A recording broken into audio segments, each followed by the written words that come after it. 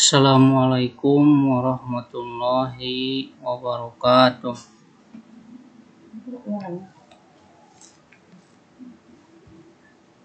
Di pertemuan kedua mata kuliah fikih muamalah, kaidah fikih muamalah, kita akan membahas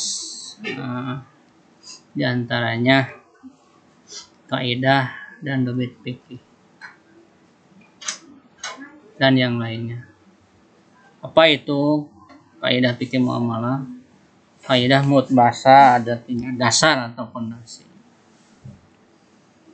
Kaidah dikatakan juga oleh ahli Al-Fayumi menurut istilah sama dengan dobit, artinya hukum universal yang mencakup semua bagiannya. Artinya dalam hal ini ahli Al-Fayumi tidak membedakan istilah kaidah dan dobit menurut istilah. Secara teknis sama. Kaidah fikih artinya hukum universal yang mencakup banyak bagiannya sehingga darinya dapat dipahami hukumnya. Ini didefinisikan oleh Tajuddin Asy-Syubki. Dengan demikian,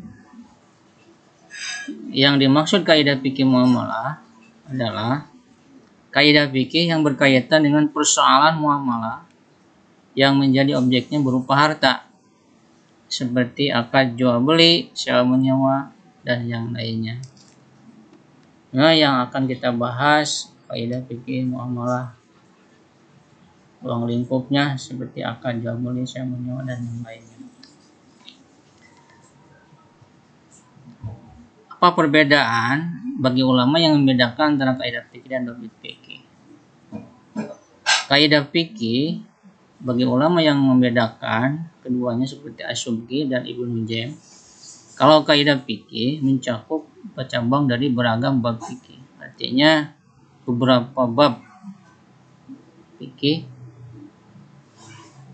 dirumuskan sebuah kaidah untuk memecahkan persoalan hukum. Kalau dobit fikih mencakup bab fikih tertentu seperti khusus jual beli, khusus sewa menyewa, khusus gadai, dan yang lainnya. Nah, di antara salah satu ulama yang membedakan kaidah fikih Tajuddin Asy-Syubki dan Ibnu Nujam. Asy-Syubki ulama Hanafiyah, Asy-Syubki ulama Syafi'iyah, Ibnu Nujam ulama Hanafiyah. Contoh kaidah fikih, yakin la yujalu bisyak, keyakinan tidak bisa hilang dengan adanya keraguan. Kaidah ini mencakup semua bab dalam bab fikih, tidak hanya jual beli, sewa menyewa, gadai. Dalam persoalan yang lainnya pun termasuk dalam persoalan ibadah, thaharah, dan lain sebagainya. Ini masuk dalam kaidah ini, oleh karena itu disebut kaidah fikih. Artinya mencakup beberapa bab fikih. Tidak hanya muamalah, munakahat, jinayat, dan lain sebagainya. Waris masuk juga. Contoh dobit fikih, kullu ma yajuzu bai'uhu yajuzurun.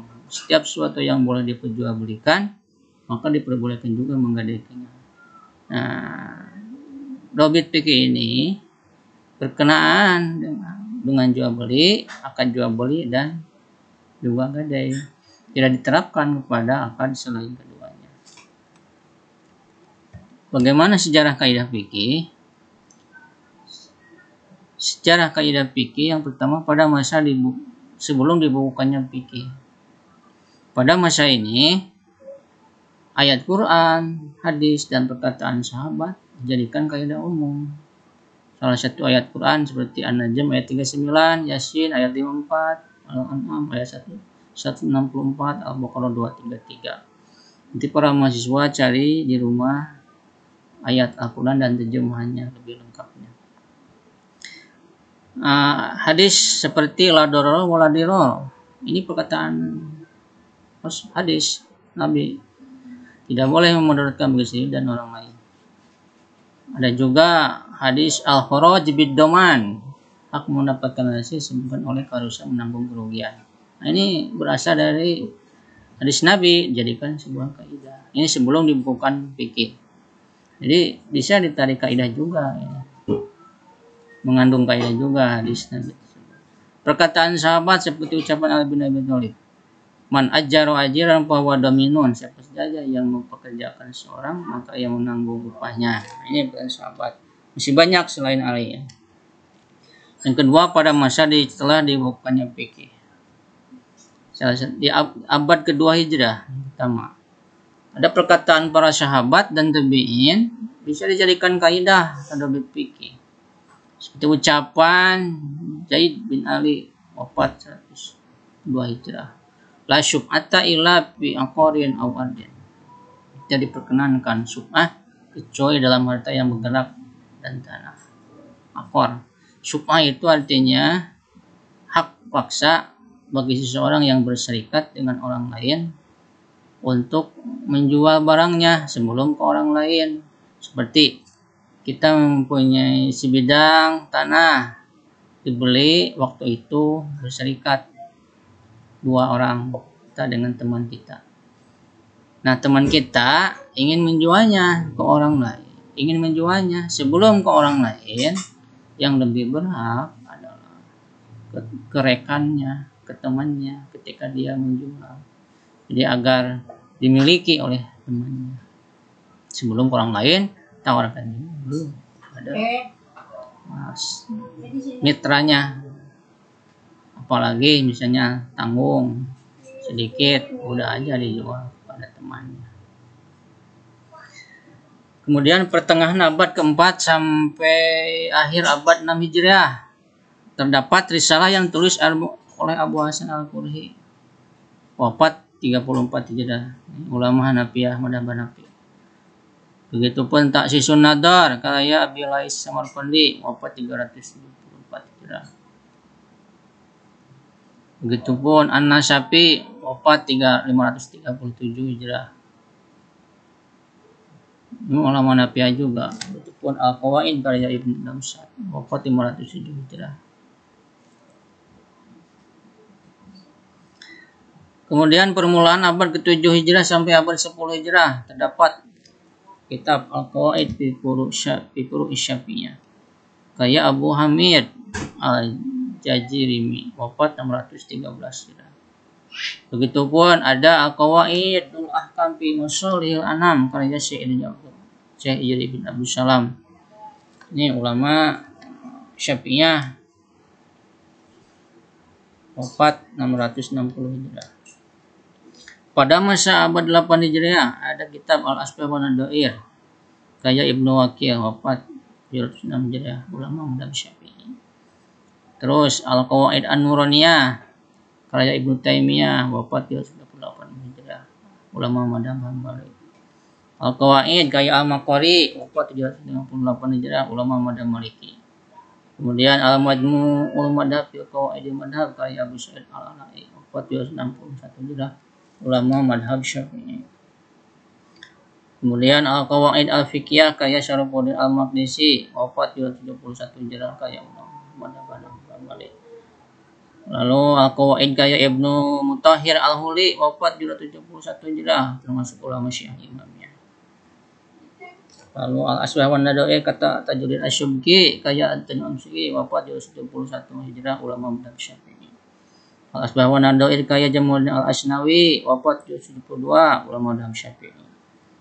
Al-Qawaid wa Fawaid bil Fiqh wa Ushul Al-Arabiyah karya Ibnu Maki, wafat 386 Hijriah, ulama Syiah imamiyah. Lalu Al-Mansur bil Qawaid karya Al-Jarkasi, wafat 784 Hijriah, ulama madhab Syafi'i. Lalu Taqrirul Qawaid karya Ibnu Rajab, wafat 790 Hijriah, ulama madhab Hambali. Al-Asbah wa Nadair karya Jalalain Suyuti, wafat 911 Hijriah, ulama madhab Syafi'i. Kemudian abad Hijriah sampai dengan sekarang, salah satunya kitab kaidah fikih Al-Asbah wa Nadair karya Ibnu Nujaim, wafat 970 Hijriah, ulama madhab Hanafi. Al-Mawahibus Syaniyah karya Al-Jarhaji, wafat 1201 Hijriah, ulama madhab Syafi'i. Nah, ini untuk kaidah-kaidah kontemporer. Banyak diantaranya kaidah yang pembahasannya berkenaan dengan kawaid. dikarang oleh ulama kontemporer, diantaranya An-Nadhariyah wa Qawaid Fiqh Islam karya Abdul Wahab Abi Sulaiman, terbit tahun 1398 Hijriah. Kemudian Al-Qawaid Al-Fiqhiyah karya Mustafa Al-Juhaili, terbit tahun 1402 Hijriah. Lalu Ahamiyatul Qawaid Al-Fiqhiyah fi Fiqh Islam karya Abdullah Al-Ajlan, terbit tahun 1415 Hijriah. Masih banyak karya-karya ulama lain, baik klasik maupun kontemporer, sejarah perkembangan kaidah fikih. Karena itu, di sini ada referensi, diantaranya salah satu contohnya Yaqub Al-Baizin dalam kitabnya Al-Qawaid Al-Fiqhiyah, Riyadh, Maktabah Rus, cetakan 1998 Masehi. Demikian para mahasiswa, pertemuan kedua perkuliahan kaidah fikih Muhammad, mudah-mudahan ada manfaatnya. Akhirul kalam, assalamualaikum warahmatullahi wabarakatuh.